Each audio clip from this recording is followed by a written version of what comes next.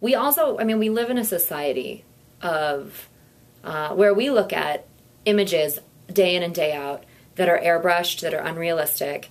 We live in a society that doesn't represent the people in it, in our media, or in the images that we see. I mean, it's just what we're looking at in magazines and in advertisements and things like that.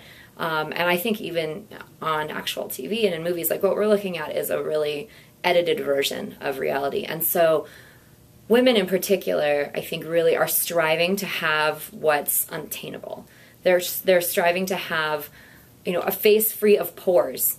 Not actually possible. Mm-hmm. You know, they're striving to have like this absolute perfection that just does not exist, and that's really disconcerting. And I think that the amount of money and time and stress that gets spent on this quest can be detrimental, just in a lot of ways. And so, sort of to combat that, we have a group on campus called the Body Positive, and it's something that's been here for almost 2 years. We started in January of 2009, God, I guess almost 3 years. And it's a group of female students on the campus who really believe in self-love and in being happy with yourself, or at least striving to be happy with yourself as you are. Mm-hmm. And so it's really, what we do in there is we try really hard to let go of the messages that we're bombarded with, which is you need to be thinner, you need to have lighter skin, you need to have larger breasts, you need to have whatever, you know, all of the pieces that we get sold that are just these fictionalized ideas of what is beautiful.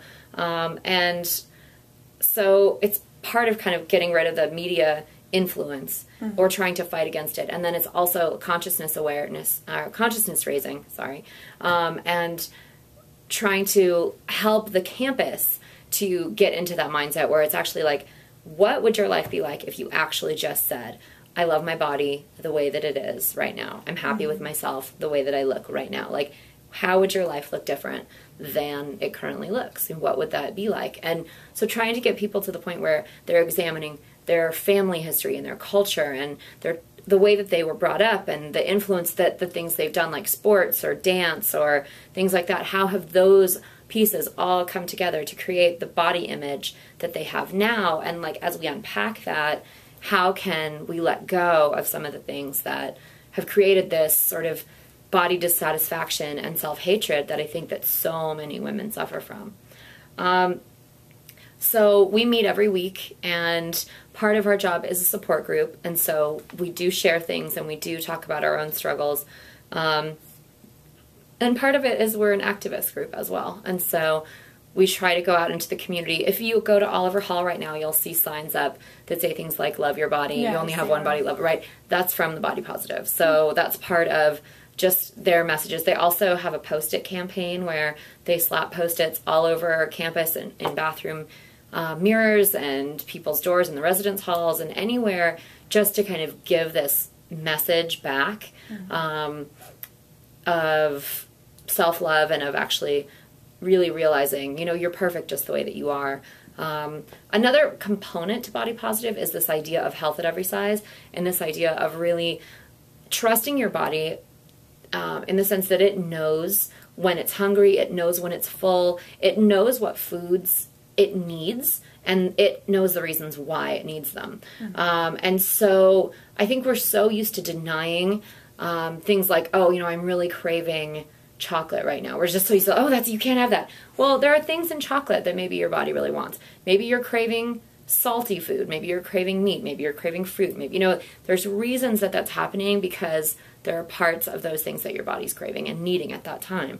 So let your body kind of guide you. That's what we do. You know, like really try to take emotion away from food and like, you know, what is going on when you're eating? Is it that you're actually hungry? Then eat. But is it that you're bored? Is it that you're lonely? Is it that you're sad? Is it that you're, you know, whatever other emotion, you know, feeling some other need, and how can you fill a different need if that's what's really going on? So we try to look at things like that. And then exercise as well.